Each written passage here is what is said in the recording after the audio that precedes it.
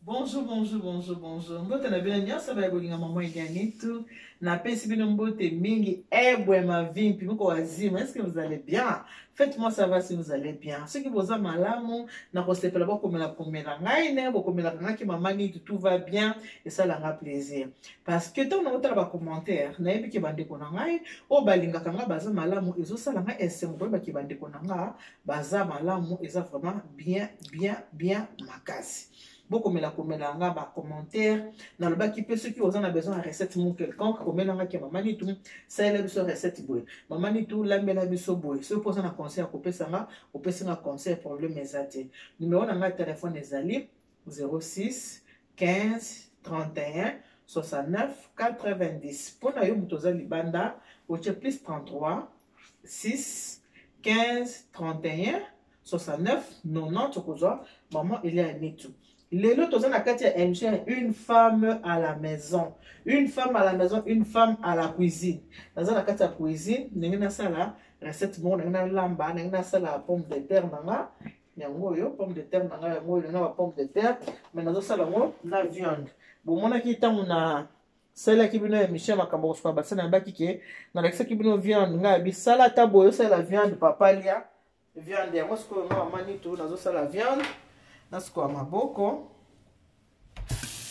avant kosimba biloko ya kolia toujours kosukola maboko sukoli maboko na ngai sukoli maboko na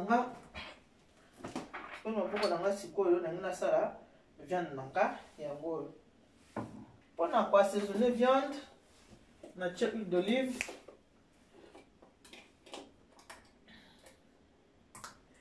et voilà.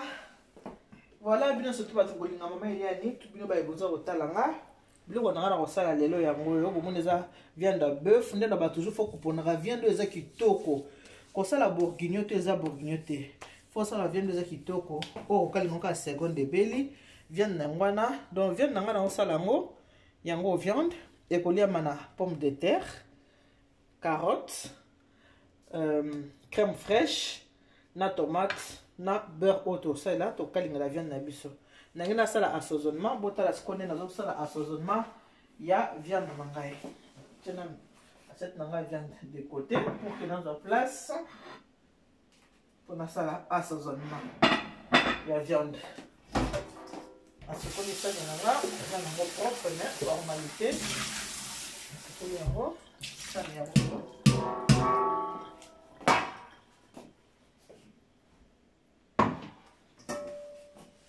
na l'exemple mbala na mbala sozoma ya viande ezaka nango pasete na che magie nanga eza salé kotia ebele te parce que ezaka déjà salé na tiango mpo lokwa na okende olamba oka sikoyo ezwa noki pour que ezwa noki eumela te yango ekozwa ngo vraiment ekosala vraiment noki. Je gingembre nanga c'est ça ngana déjà na ail na gingembre là ail na gingembre et puis muscade est très bonne en viande tiens muscade nanga nangi muscade nanga yo kana la viande nanga yango na chango mo mingi ni viande nanga yo kana la muscade parce que seulement nanga kaka yango na oyo bomoni yango ka biloko nanga bomoni na bakisi yango huile d'olive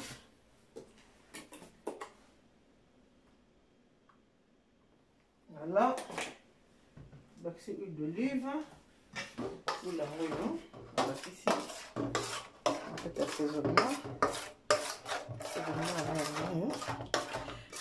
na bakisi yango huile d'olive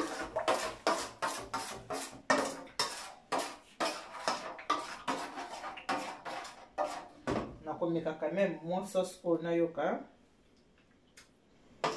voilà bien salé très bien natie bouillon te so natie bouillon mungwa ekoleka viande yango on tient mama Viande fraîche, hein? Il y a viande bien, viande vraiment à kitoko. Il y a voilà, mais la siedi, confinement, hein? Sauf qu'il peut papa m'en monter, papa qui est le ban d'étendue. Viande d'ango, on a pour tracer quand même. Pour que, assaisonnement à côté, on a 4 viande. Tant qu'on a la viande, on a ok, goût côté na kati.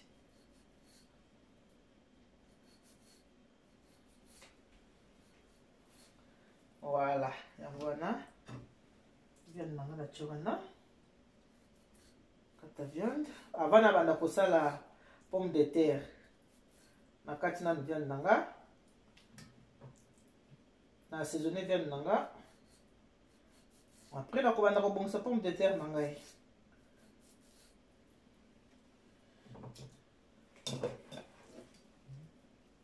Confinement yango, il faut qu'on lia bien. Il y a kitoko. Ba mama kala baza bo manzoto na ngambe ba papa boye bien mo bien. So tola ndaka o bango basala kati. Baza ko bo manzoto so boko na simba te za papa na bino. Bo simba te. Ona ya papa. Papa baza na basani na bango. Ko simba te. Loko papa. Biso pe lelo to za négligence te. To za na négligence na makambo na te. To yeba osala nini olesa bapapa bien neti oyo mpenza mfumu kanda oyo ya monene oyo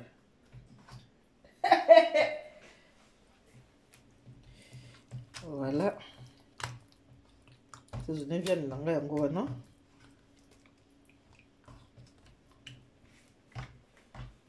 viande oyo eza seconde eza makasi te eza viande ya kitoko ya kokalinga kaka mbala moko boye.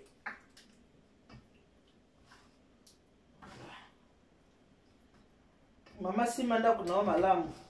Zala excellent na makambo nyonso. Kote kolia oza kale. Okende kote. Yana baka tondisa limu tondisa motema tondisa nzoto. Aloba pamba te. C'est important. C'est vraiment très important. Na bongisi viande nanga. Na assaisonner yango, na mariner yango, na tiki yango. Entre-temps, na banda kokata pomme de terre. Na banda sa pomme de terre. Pour viande na ngeko assaisonnement, yango na bandi na viande na tiango de côté. Siko na za ko attaquer pomme de terre, na bandi sa la pomme de terre nanga. Et voilà, on a épluché pomme de terre nanga. Na komi kokata yango.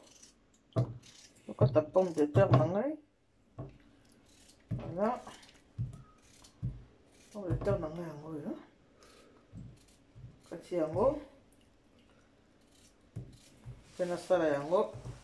Sala yango makambo.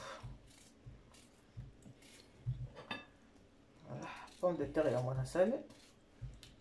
Asokoli yango. Yango pomme de terre na sokoli.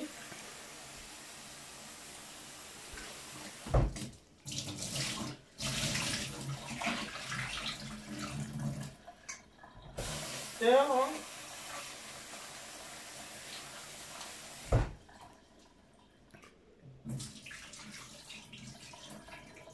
Voilà, on se fait pomme de terre là.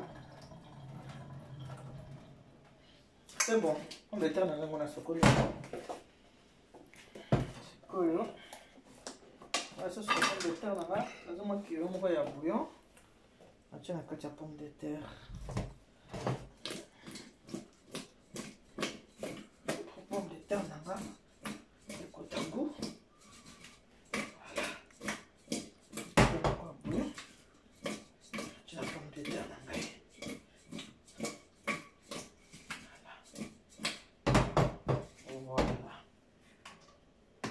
C'est bon. On va bouillon là. On met ça en place. Je vais mettre de côté. Et maintenant, nous allons faire la carotte. C'est quoi une bonne carotte?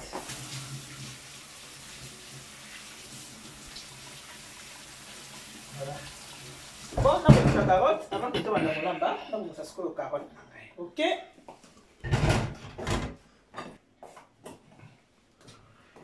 Voilà, ba maman. Bomoni na bongisi biloko nanga, bomoni na kati pomme de terre, bomoni na kati carotte, bomoni na assaisonner viande, sikoyo tozoleka na elubu na biso na recette na biso nazosala yango biloko oyo ebonga te olambi yango obombi yango ya biloko moko soki olambi yango bato bali yango chaud ezala ya moto et voilà sikoyo nangi na banda kosala mosala na ngai ya kolamba atye huile d'olive huile d'olive yango na huile d'olive natie nazobanda. Je vais commencer par les pommes de terre. Voici banana, pommes de terre. Ainsi de suite. Au moins, je vais mettre ça pour huile d'olive. Nazana beurre.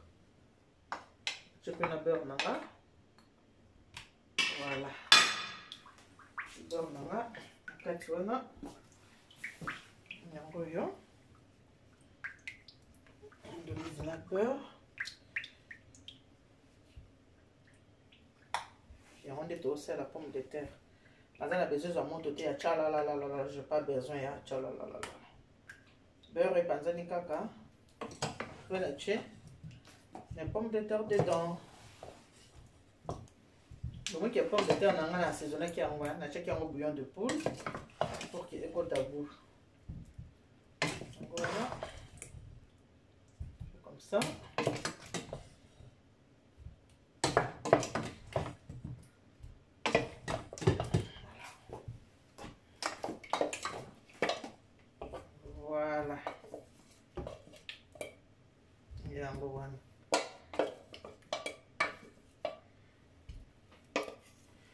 Ninga na chango boye fini kango po na ko chango maite ekobela kana ba vapeur wana ne na chango boye tant na ko fini kango pomme de terre tango zoza moto ezobimisa mai ezobimisa ba jus na ngoti te pomme de terre osanini ekolemba kaka ndenge wana na ko chango maite na ko banana na ko sala viande na ko zela na pomme de terre na ngaso komi pene ya kobela nde na sali viande na ngai donc na banana pomme de terre so ko pene ya kobela. Après, on a la viande, après on a servi en assiette. Beaucoup de gens ont servir il faut maman on va confiner ce boyer, papa va qui salade, papa bazananda pour koyeba kosala papa mo epo tolingela kaka ba mama na biso banda kolingela ba papa mama kosala liboke ya porse mama kosala liboke ya mbika mama kosala liboke ya kosala ba maboke na ndenge po alisa mobile na ye po libuma mobile na ye elia malamu biso pe to déjà ba mama na âge toza na moto za déjà ba mama po mingi na biso ba mama basi ba kufi biso tozo ba place na ba mama to komi pesi ko kokotisa na bana ko banda kolakisa bana wana pe. Tant que vous koka soute to maman banda ko sala boy maman banda ko sala papa boy dimanche samedi maman banda ko sala boy on apprend tous les jours to la kisana kaka o to yebi to za ko sala nini ko la kisana to tika la pomme de terre autant et les ba moi muke ce que les moi muke après to ko chango carotte na biso si ba botala ka finition on a na sa sauce nango ko botala voilà bon moi pomme de terre nanga yango wana pomme de terre, il y a un pomme de terre, voilà. Kaka boyeti pour les potes à maïté. Attends, il t'a maï pour la pomme de terre autour. Il faut bien la rare pomme de terre au niveau. Il faut bien la rare. C'est quoi yo? Pomme de terre, il faut à la goût. Non, c'est la nini, na chango, litungulu, oignon. En français, on dit oignon. Na lingala litungulu. Moi, je me dis, il y a les tungulu. Les tungulu.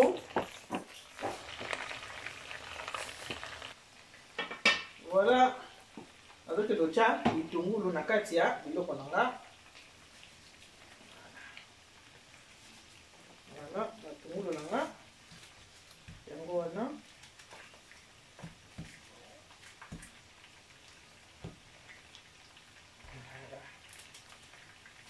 On va finir la pomme de terre.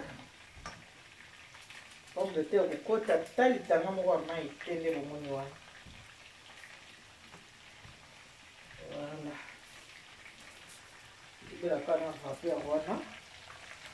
C'est tout.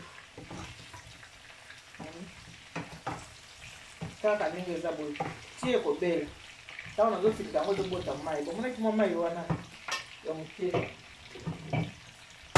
sauce wana yango yo mo sauce na biso na ezaki nango yango yo on a goût na kati ya pomme de terre na ngai. Allez na tche carotte yango atouche na kati ya pomme de terre. Voilà, ekobelaka na vapeur na finiki yango na tiki yango ya kofinika. Soki pomme de terre akomi mpe na kobela wana nde na kosala viande na kosala yango nanu te, tozozela nanu moke. Pomme de terre na biso azwa vraiment allure so akomi mpe na kobela ke akomi mpenza pene mpenza ya abela nde na kosala viande. Nde nabaki ke viande oyo eza kaka viande moko olongoli yango na moto, olongoli pomme de terre mbala moko otie na wapi, otie na sani. Voilà yango tozela moke. Voilà ba mama bomoni pomme de terre nanga bomona nini, bomona mafuta ti mafuta nanga mutebelisa bomona mafuta yaka mutebelisa pomme de terre oyo bomoni pomme de terre tala ebeli kutu botala yango ebandi panzana oni oyo kutu tala ebeli nango kutu bomoni mafuta kaka nga na tiaki wana yango kaka mutebelisa pomme de terre. Voilà la pomme de terre na biso yango yo.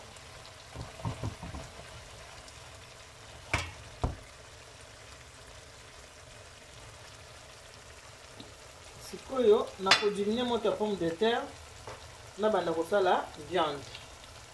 Kodimine moto ya pomme de terre na ochango na côté kuna na ochange en plaque na chango na petit feu.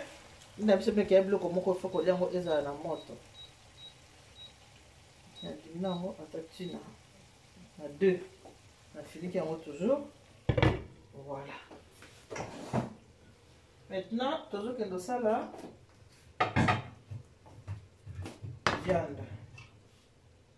Tozokende kosala viande na biso yango tozokende osala sikoyo comme tour ya viande.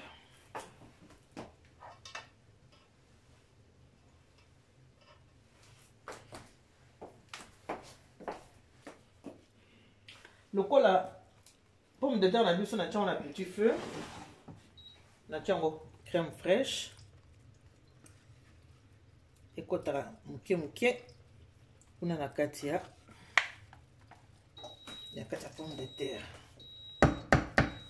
Tiango crème fraîche pomme de terre esebeli déjà tie bango basangisa goût bango mibale basangisa goût na bango bavanda. Pomme de terre ebeli na mai te kose déranger te na tia mai tia no mai te tia kaka mafuta na beurre c'est tout. Songo tia mafuta eza mwa mingi ebelisa yango huile d'olive tia mwa huile d'olive obelisa yango bien. Voilà sikoyo nasala viande.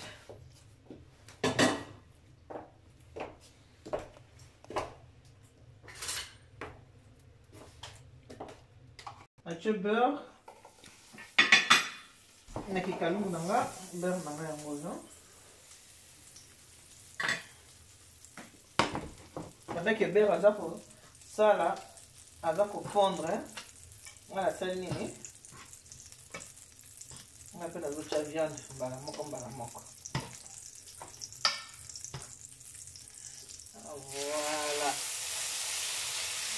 nga pe natia viande.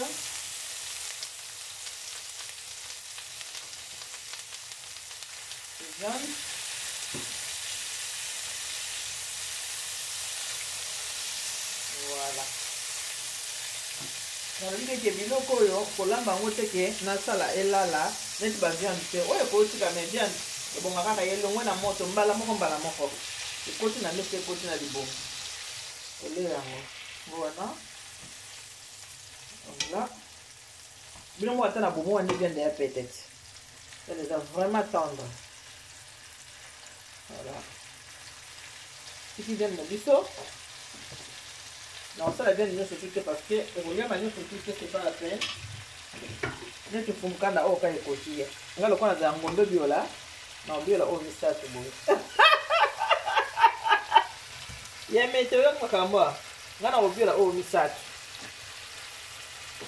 mukanda aliaka o moko ye aliaka mingi te ngana alia oyo misato ngana aliaka mingi faut miyeba voilà viande na biso yango oyo moko balola kaka uti misato na olia po eza butu soki moyenge naliaka 5 mpona butu ka yango na miyokeli mawa voilà viande na biso ebela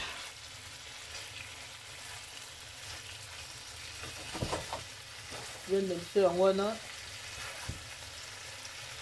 kopina yango te sauce wana ekota na kati malembe sauce wana ezokota na kati malembe ezokota viande ezobela malembe sauce ezokota viande ezobela ezaka kobala kaka boye pa voilà sauce ezokota na kati viande ezobela allez pa sauce ezokota viande ezobela sauce ezokota ainsi de suite.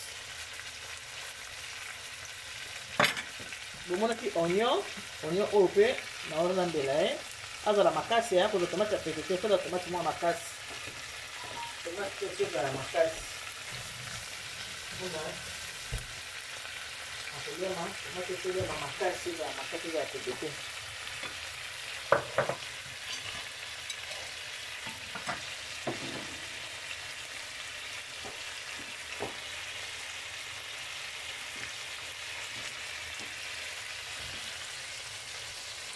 petit tomate voilà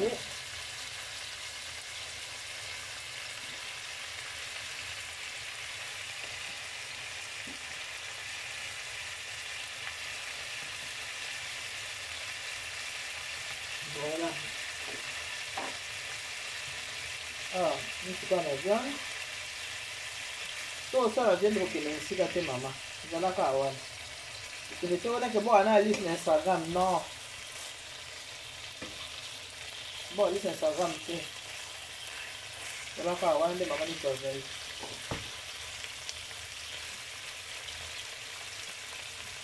topesanga mwa quelques minutes. Voilà, bon, mon viande nanga, bon, mon viande na biso yango wana. Voilà. Na longo na kona ki de côté ponga na olia. Viande na sauce te, ponga na kona olia, ponga ko tika ni na sila sa. Et bon, mon viande na sali ni beurre, pourquoi pas de beurre parce que na tché tomate nanga beurre. Tomate nanga ekokalinga mate. Ole kalinga maintenant. Tomate nanga. Voilà. Ça c'est bon. Beurre on a côté la tomate. Ça là ça va. Voilà. On a beurre côté la tomate on a. Allez, na moto a makasi pomme de terre de moto makasi mbamoko na longola. Tomate nanga wana. Ekokalinga mate. À côté de la sauce, à côté du beurre. Point barre. C'est tout. Voilà. Tomate nanga et quand on a tenu la vous allez faire des bons voilà. Bien de belly, bon on vient nanga déjà. Bien nanga on est belly très bien. Voilà.